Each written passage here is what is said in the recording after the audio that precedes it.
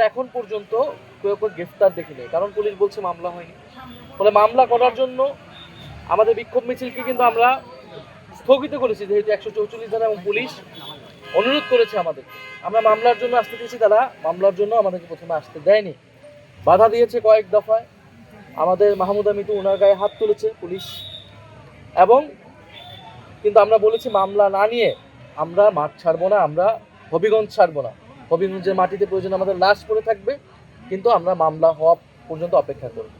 এবং একটা পর্যায়ে পুলিশ মামলা করতে আমাদেরকে এই ক্যাম্পে নিয়ে এসেছে। আমরা অভিযোগ দায়ের করেছি, তারা 2 ঘন্টার মধ্যে, রাতের মধ্যে বলেছে মামলা কোর্ট দিবে।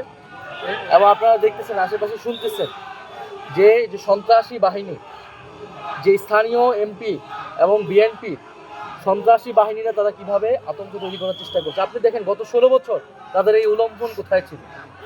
যখন বালুর ট্রাক দিয়ে বেগম খালেদা জিয়ার বাসা ভবন আটকে রাখা হয়েছিল, আজকে তারা সেই ট্রাক বসিয়েছে, তো তাদের হিম্মত হয়নি তখন সেই ট্রাক সরানোর। গত 16 বছর তাদের হিম্মত কতটুকু বাংলাদেশের জনগণ কিন্তু দেখেছে। সাধারণ মানুষ যদি গণ অভ্যুত্থানে নেমে না আসতো, ছাত্ররা নেমে না আসতো, এই গণ অভ্যুত্থান সফল হতো না। আপনি যদি বলেন এখানে মিথ্যা প্রোপাগান্ডা ছড়ানো হচ্ছে যে নাসিরউদ্দিন পাটোয়ারি কটূক্তি করেছে, এটা বলেছে সেটা বলেছে, নাসিরউদ্দিন পাটোয়ারি অথবা আমাদের দলের যে কেউ যদি প্রচলিত আইন বিরোধী, আইন লঙ্ঘন করে কোনো বক্তব্য দেয়, আইন অনুযায়ী তার ব্যবস্থা হবে, আইন অনুযায়ী সেটা ব্যবস্থা নেওয়া হবে। তিনি যদি রাজনৈতিক মূল্যবোধ বিরোধী কোনো বক্তব্য দেন, সেটার বিচার জনগণ করবে, ভোটে জনগণ রায় দেবে, জনগণ সেটা বিচার করবে। কিন্তু ছাত্র দলের বা বিএনপির বা কোনো সন্ত্রাসী তো সেটা বিচার করার কোনো এখতিয়ার নাই, কিন্তু তারা সেটা করছে। আর যদি কটূক্তির কথা বলেন, যে এক্স প্রেসিডেন্ট, যে ফ্যাসিস্ট চুপ্পু, তিনি বর্তমান প্রধানমন্ত্রী তারেক রহমানকে নিয়ে কটূক্তি করেছেন, জিয়াউর রহমানকে নিয়ে কটূক্তি করেছেন, খালেদা জিয়াকে নিয়ে কটূক্তি করেছেন। তাদের যদি হিম্মত থাকে, তাদের যদি শরীরে পোষণ থাকে, তাহলে তারা যে সেই চুপ্পুর বিরুদ্ধে কথা বলুক, চুপ্পুকে গ্রেফতার করুক, সেই হিম্মত কিন্তু এই সরকারের নাই। তাহলে তারা কতিপয় যুবক, যারা আমরা গণ অভ্যুত্থানে ছিলাম, যারা আমরা নতুন রাজনৈতিক দল করেছি, যারা আমরা গণতান্ত্রিক রাষ্ট্র বিনির্মাণের জন্য এখনো কাজ করে যাচ্ছি, এই সন্ত্রাসের বিরুদ্ধে তো আমাদের লড়াই ছিল। এটার জন্যই তো আমরা দেশের গণতান্ত্রিক সংস্কার চেয়েছিলাম, যাতে পুলিশ স্বাধীনভাবে কাজ করবে, বিচার স্বাধীনভাবে কাজ করবে।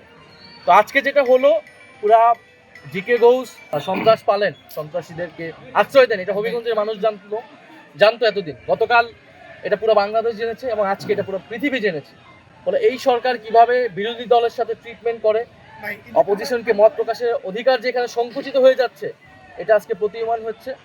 আমরা পুলিশকে বলবো, এখানে এসপি ছিলেন, আমরা বলবো যে পুলিশ যদি তার নিরপেক্ষতা প্রমাণ করতে চায়, ধরে রাখতে চায়, পুলিশের যেই শেখ হাসিনার সময় যে দলীয়করণ, সেখান থেকে তাদের ইমেজ যদি উদ্ধার করতে চায়, তাহলে অবশ্যই এই ঘটনার যথাযথ বিচার করতে হবে, দ্রুত সময়ের মধ্যে, আজকে রাতের মধ্যে গ্রেফতার করতে হবে। আসামিদের কোনোভাবে যাতে পালিয়ে যেতে না পারে, গ্রেফতার করে তাদের বিচার হলে আমরা তাও ধরবো যে কিছু পরিমাণ হইলেও এখানে এখনো ন্যায় বিচার আছে।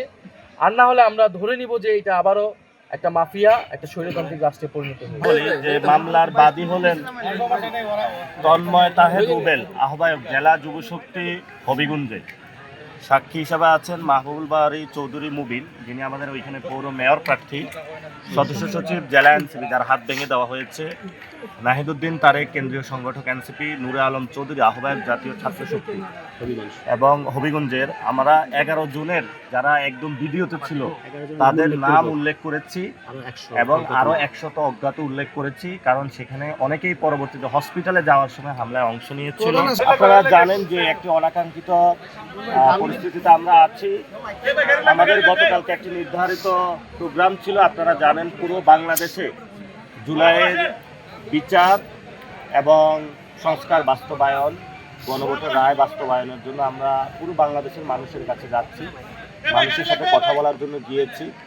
গতকালকে হবিগঞ্জে আমরা মানুষের সাথে কথা বলেছি, আলোচনা করেছি। যখন বের হব সেই সময় আমাদের উপরে হত্যা চেষ্টা করা হয় এবং বিএনপির জিকে গাউসের যারা অনুসারী রয়েছে তারা আমাদের উপরে চেইন, হকিস্টিক, রামদা দিয়া হলো আঘাত করে।